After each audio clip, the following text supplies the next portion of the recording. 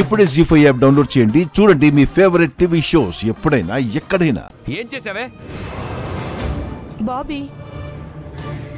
ఎందుకంత గట్టిగట్టిగా అరుస్తావు? ఇది ఎన్ని తప్పులు చేసినా మాకెవరికి తెలియకూడదని చెప్పి మీరు కవర్ చేస్తూనే వస్తున్నారు. అలాంటిది తను తప్పు చేసిందని మీరే చెప్తున్నారంటే ఇది ఎంత పెద్ద తప్పు చేసిందో నాకు అర్థం అవుతుంది.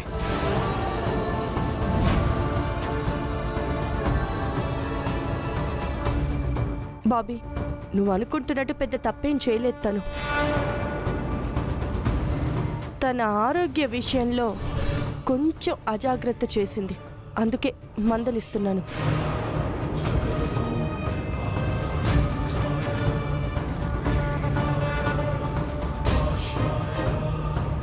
నాకు నిజమే చెప్పారా వదినా? ఏ బాబీ, నీకెప్పుడైనా అబద్ధం చెప్పానా? చెప్పరని అనుకుంటున్నాను. ఆ నమ్మకంతోనే ఉండు. నువ్వు కడుపుతో ఉన్నావని నీతో చిన్న పని కూడా చేయించకుండా ఇంట్లో అన్ని పనులు తనే చేస్తూ ఉంది.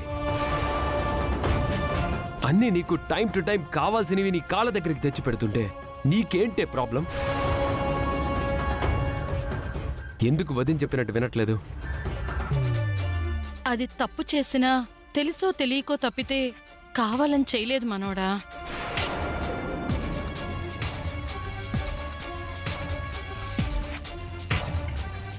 అవును, అది తెలుసో తెలియకో చేస్తుంది. కానీ నువ్వు వయసులో పెద్దదానివి కదా, నీకు మంచేదో చెడేదో బాగా తెలుసు కదా, నువ్వెందుకు దానికి చెప్పడం లేదు?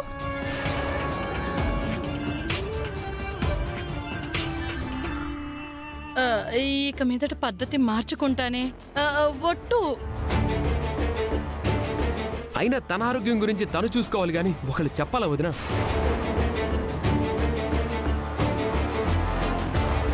ఇదిగో లోకేశ్వరి, నీకు ఆఖరిసారిగా చెప్తున్నా, మరోసారి నువ్వు తప్పు చేశావని వదిన నిన్ను తిడుతూ నాకు కనిపించిందో నువ్వు ఏ తప్పు చేశావని కూడా నేను చూడను.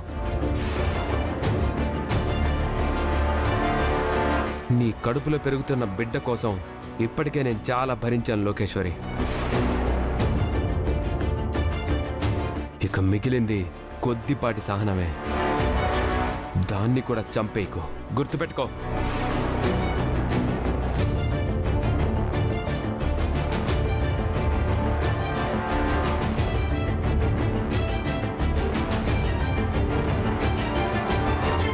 బాబీ ఏం చెప్పాడో విన్నావు కదా, నీ బుద్ధి మార్చుకో అని నేను చెప్పట్లేదు.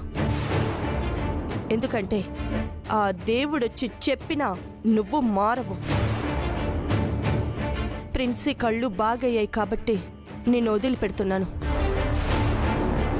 ఇక మీదట నువ్వు ఎంత కుదురుగా ఉంటే నీకు అంత మంచిది. ఎందుకంటే బాబీకే కాదు, నాకు కూడా సహనం కొంచెమే మిగులుంది. ఇదిగో నీకు కూడా చెప్తున్నా.